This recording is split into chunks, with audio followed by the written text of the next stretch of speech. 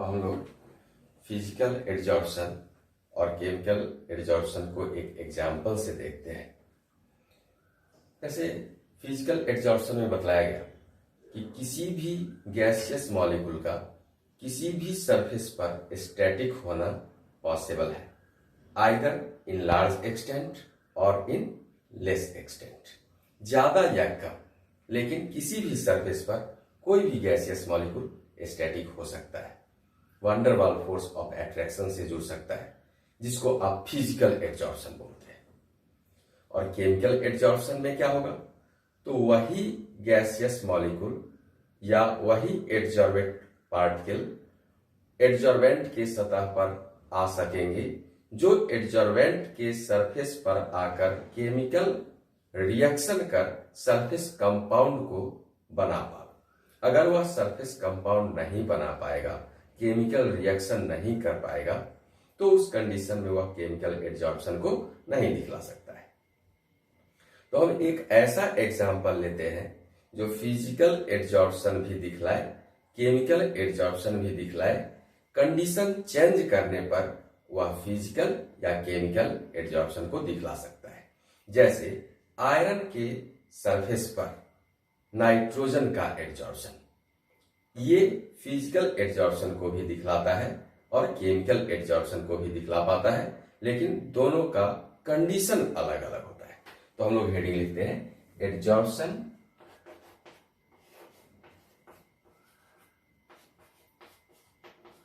Adsorption of nitrogen on the surface of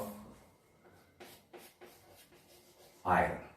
Adsorption of nitrogen on the surface of iron, ये दिखला सकते हैं।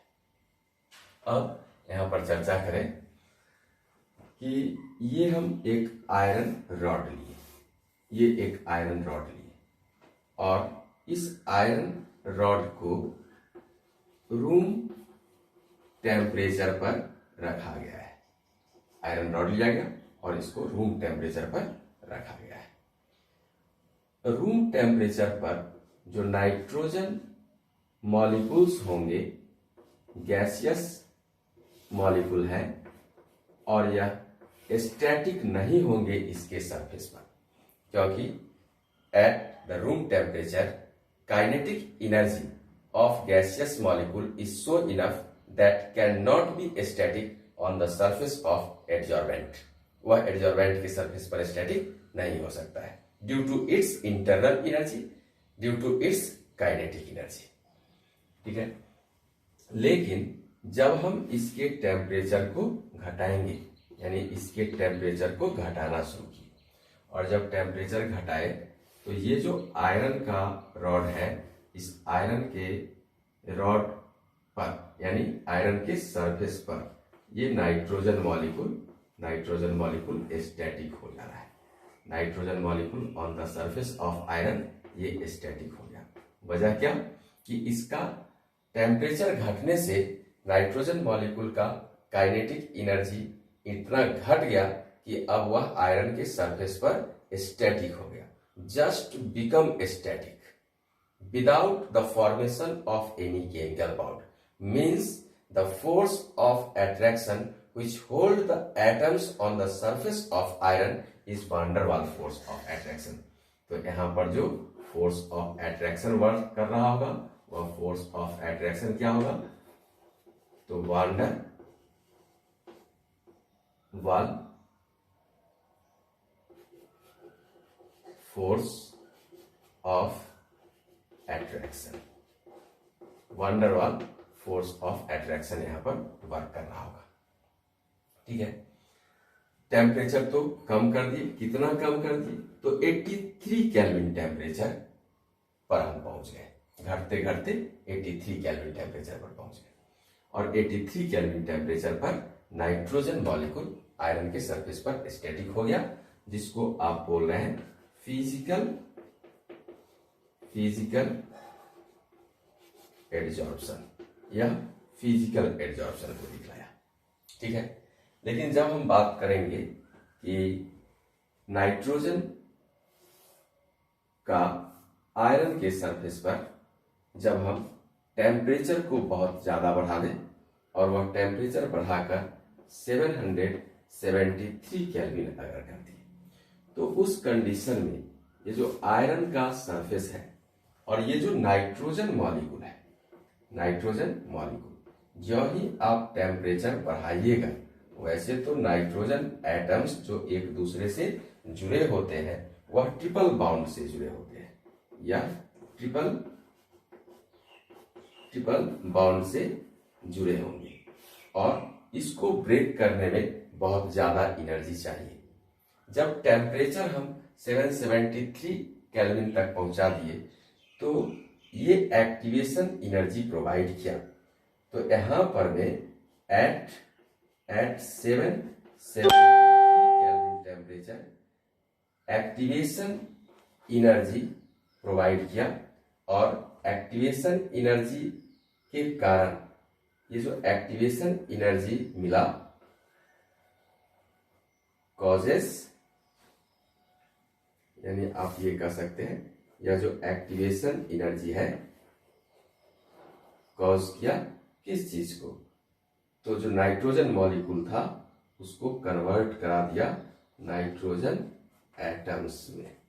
Nitrogen atoms में activation energy का मतलब वही एनर्जी जो बाउंड ब्रेकिंग में या केमिकल रिएक्शन हो जाने में मदद कर सके। ठीक है, तो ये एक्टिवेशन एनर्जी यहां पर इसको मिला जो इसको नाइट्रोजन एटम में कन्वर्ट कर दिया।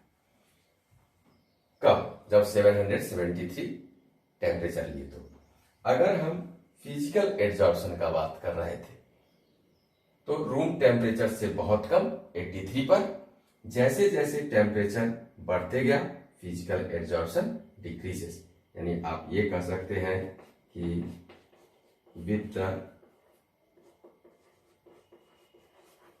increase in temperature physical adsorption decreases। Temperature के बढ़ने से फिजिकल एड्जॉर्प्शन घटेगा। ठीक है, लेकिन जब केमिकल एड्जॉर्प्शन की बात करें तो टेम्परेचर बढ़ाए तो टेम्परेचर के बढ़ने से क्या हुआ, एक्टिवेशन एनर्जी दिया एंड एक्टिवेशन एनर्जी कॉजेस क्या, N2 मॉलिक्यूल को नाइट्रोजन एटम में कन्वर्ट कर दिया। अब ये जो नाइट्रोजन एटम्स है, ये जो नाइट्रोजन एटम्स है ये इस सरफेस पर यानी आयरन के सरफेस पर ये नाइट्रोजन एटम्स केमिकल बाउंड के द्वारा जुड़ जाएंगे। तो ये जो फोर्स ऑफ अट्रैक्शन है वह हो गया केमिकल बॉन्ड, या जो फोर्स ऑफ अट्रैक्शन है क्या हो गया, केमिकल बॉन्ड। तो नाइट्रोजन आयरन के सरफेस पर केमिकल बाउंड से जुड़ गया, तो उस प्रोसेस को आप बोल दिए क्या, chemical adsorption.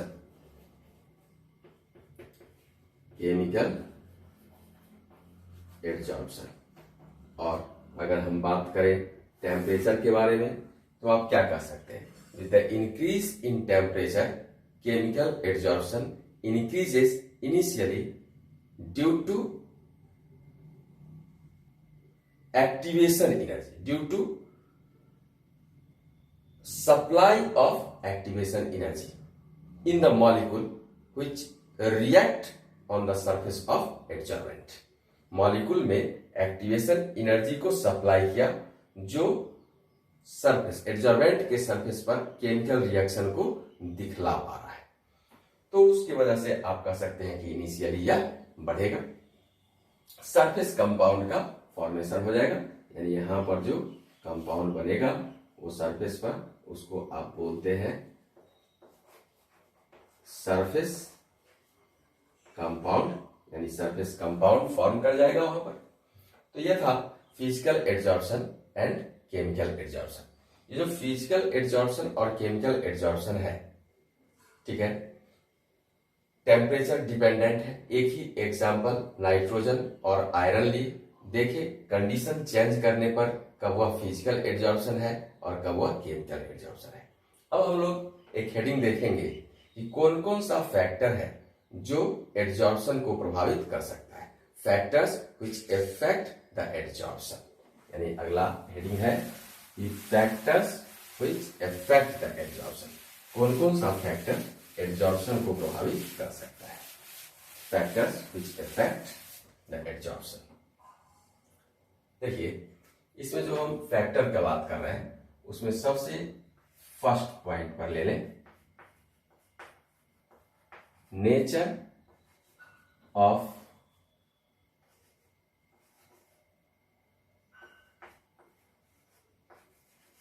Adsorbate.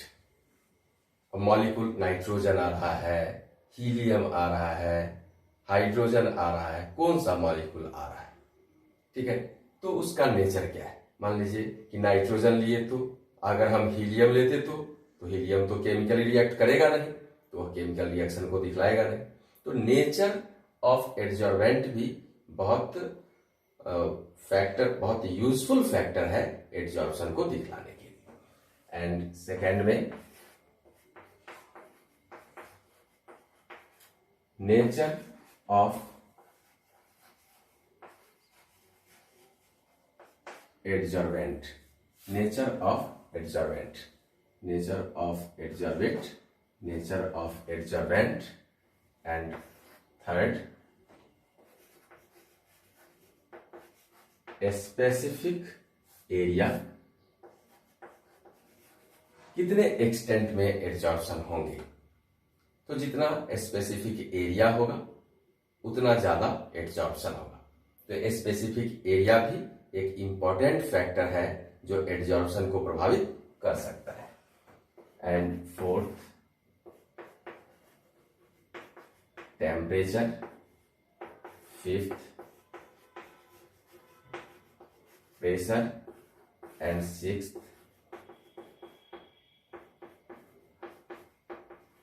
Activation of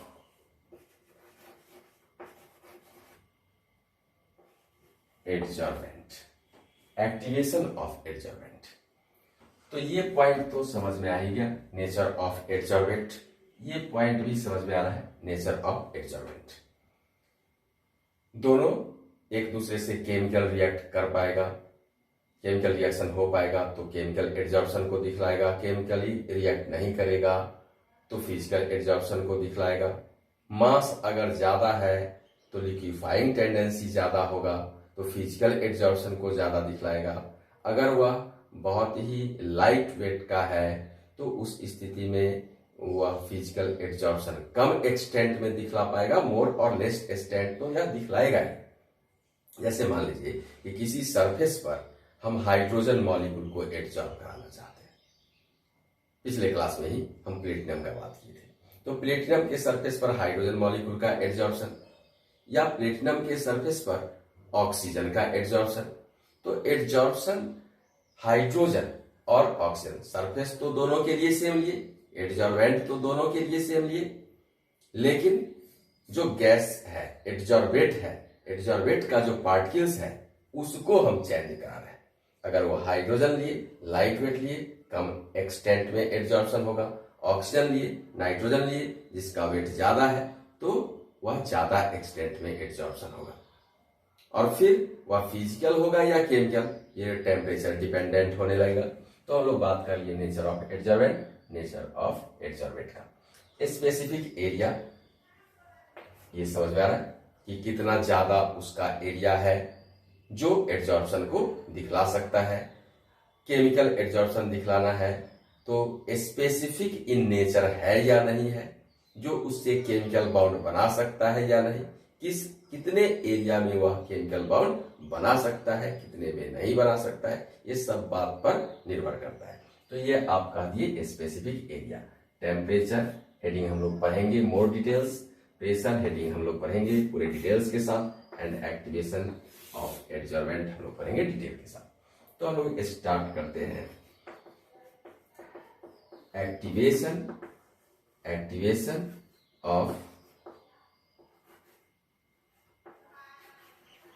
adsorbent, activation of adsorbent. ये जो एक्टिवेशन ऑफ एडजॉर्बेंट होगा इसका क्या मतलब हुआ? ये एक्टिवेशन ऑफ एडजॉर्बेंट का मतलब हुआ कि एडजॉर्प्शन के पावर को बढ़ा देना। मीन्स कि एक्टिवेशन ऑफ एडजॉर्बेंट, जो एडजॉर्बेंट लिया गया होगा उसका एडजॉर्ब करने का टेंडेंसी, एडजॉर्बेंट मॉलिक्यूल को अपने सरफेस पर लाने का टेंडेंसी ज्यादा हो जाए और ज्यादा हो जाए, वही पावर का बढ़ जाना होगा।